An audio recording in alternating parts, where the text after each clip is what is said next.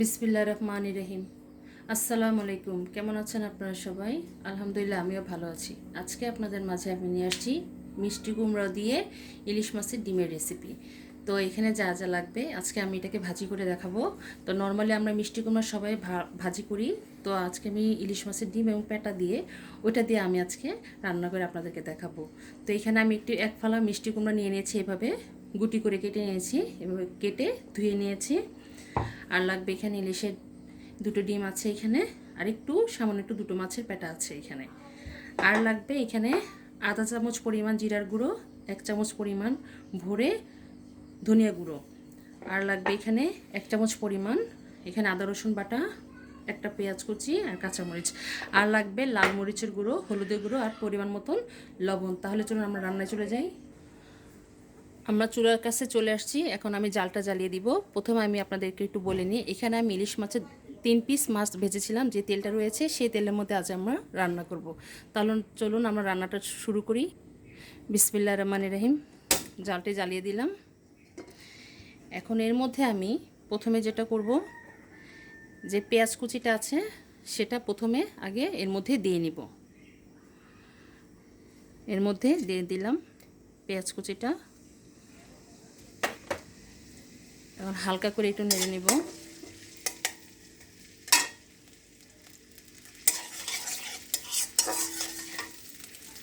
এখন যে ডিম আর যে মাছের পেটাটা আছে সেটা আমি এখন এটা ভেজে নেব না, এটা ডাইরেক্টলি আমি তেলের মধ্যে এখন এর মধ্যে দিয়ে দিব পেঁয়াজের সাথে। সামান্য একটু ভাজা হলে এর মধ্যে আমরা দিয়ে দিব, পেঁয়াজটা একটু নরম হয়ে আসলে দিয়ে দিব।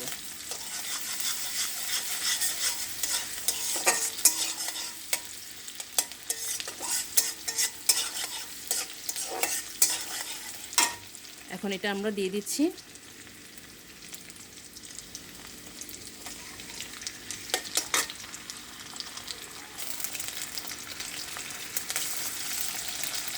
দিয়ে দিলাম।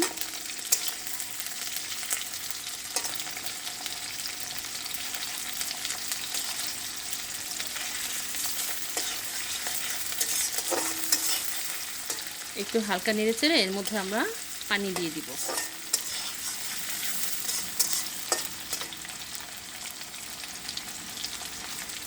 এটাকে এখন আমরা যে ডিমটা দিয়েছি সেটা একটু মাঝখান দিয়ে কেটে দিচ্ছি, একটু কেটে দিচ্ছি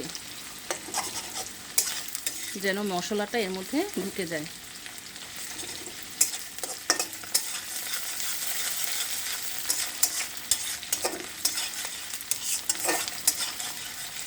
এভাবে একটু নেড়েচে নিলে কাঁচা গন্ধটা করে না। তো এর মধ্যে এখন আমি পানি দিয়ে দিব, সামান্য পরিমাণ পানি দিয়ে দিচ্ছি। এখন আমি 1 চামচ ভরে লাল মরিচের গুঁড়ো দিয়ে দিচ্ছি।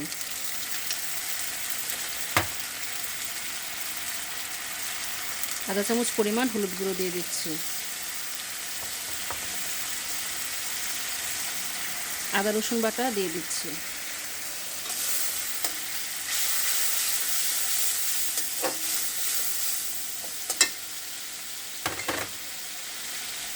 দিয়ে দিচ্ছি ধনিয়ার গুঁড়ো, জিরার গুঁড়োটা পরে দিব।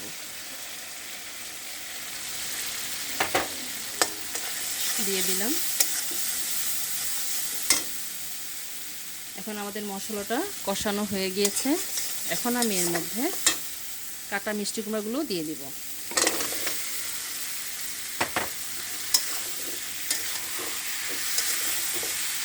ভালোভাবে একটু নেড়ে ছেড়ে আমি এর মধ্যে অল্প পরিমাণ পানি দিয়ে দিব।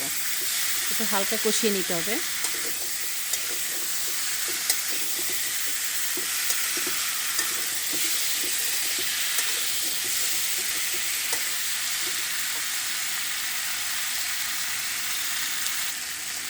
এখন এই পর্যায়ে আমি পরিমাণ মতন লবণটা দিয়ে দিব।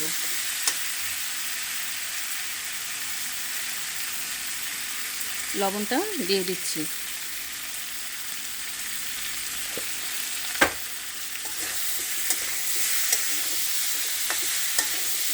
এটাকে সামান্য একটু কষিয়ে তারপর পানি দিয়ে দিব।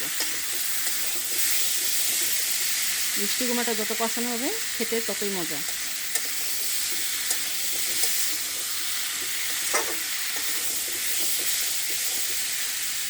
এখন এর মধ্যে আমি পরিমাণ মতন পানিটা দিয়ে দিচ্ছি।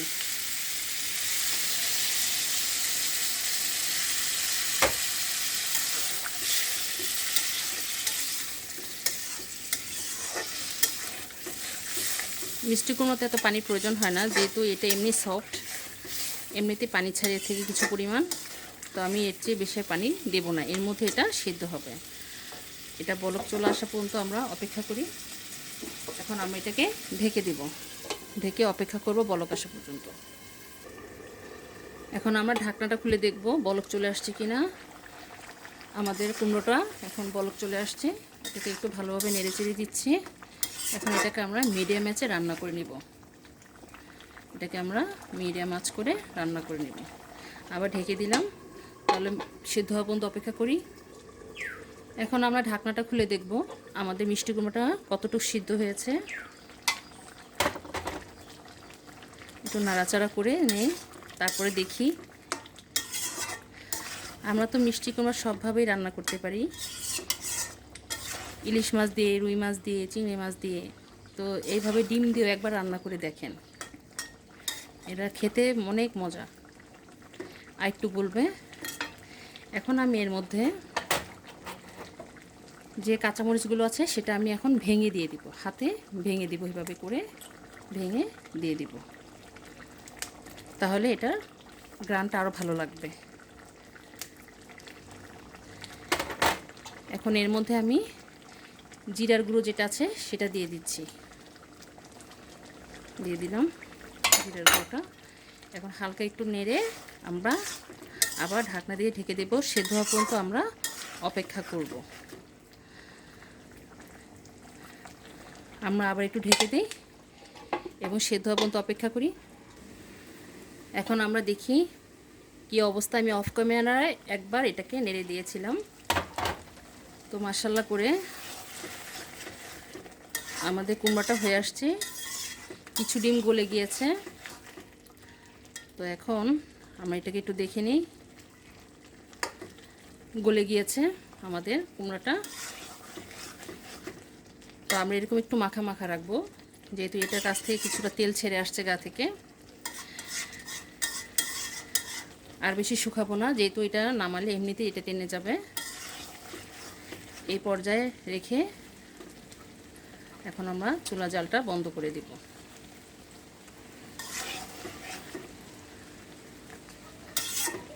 আমাদের কুমড়াটা হয়ে গিয়েছে, চলুন আমার পরিবেশন তৈরি হয়ে গেল আমাদের মজাদার মিষ্টি কুমড়া দিয়ে ইলিশ মাছের ডিমের ভাজি। কেমন হয়েছে? মাশাআল্লাহ, দেখতে খুব ভালো লাগছে না? আপনারা তৈরি করবেন, অবশ্যই একবার হলেও রেডি করে দেখবেন, ইনশাল্লাহ আপনাদেরটাও ভালো হবে। তা আমার এই রেসিপিটা আপনাদের কাছে কেমন লেগেছে আমাদেরকে অবশ্যই কমেন্ট করে জানাবেন। আর আমার জন্য দোয়া করবেন, আমি যেন আপনাদের মাঝে নতুন নতুন রান্না নিয়ে আসতে পারি। আপনারা যে যেখানে আছেন ভালো থাকেন, সুস্থ থাকেন। আর আমার জন্য অবশ্যই লাইক, শেয়ার এবং কমেন্ট করতে ভুলবেন না। অবশ্যই বেশি বেশি শেয়ার করে দিবেন এবং লাইক করে দিবেন। আপনারা সবাই ভালো থাকেন, সুস্থ থাকেন। আল্লাহ হাফেজ।